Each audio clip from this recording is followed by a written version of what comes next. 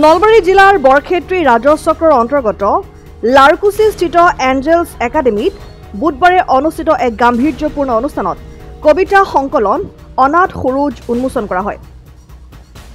কবি তথা অধিবক্তা আমিৰুল ইছলামৰ কবিতা সংকলন অনাথ সুৰুজ উন্মোচন কৰে নতুন সাহিত্য পৰিষদ বৰক্ষেত্ৰী শাখাৰ প্ৰতিষ্ঠাপক সম্পাদক নগেন দাসে।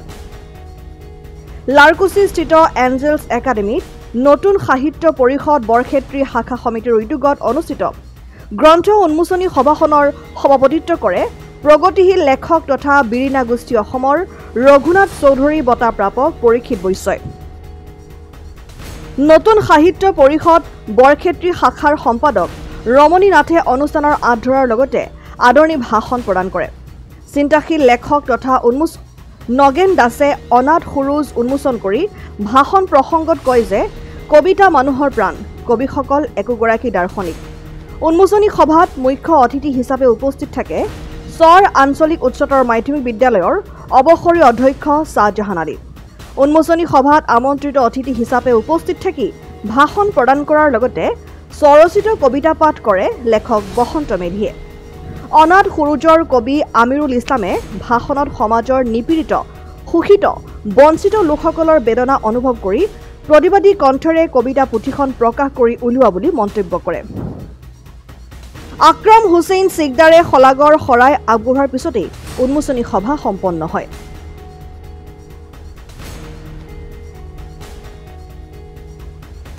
সমাজৰ ক'ত কি সমস্যা আছে, সমাজৰ অন্তৰ্নিহিত যিবিলাক ব্যথা এই সকলোবোৰ তেওঁ অধ্যয়ন কৰিব পাৰে, সমাজ অধ্যয়ন কৰিব পাৰে আৰু সেই তেওঁ সমাজ অধ্যয়ন কৰি তেওঁ কবিতা সৃষ্টি কৰিছে।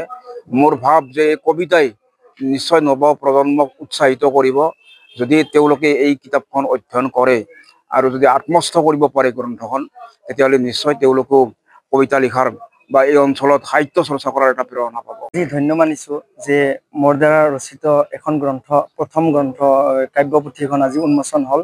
মই অসমৰ পিছপৰা নিৰ্যাতিত শোষিত বঞ্চিত অৱহেলিত অৱদলিত জনসাধাৰণৰ হৃদয়ৰ আৰ্তনাদ হৃদয়ৰ বেদনা মই ফুটাই তোলাৰ চেষ্টা কৰিছোঁ।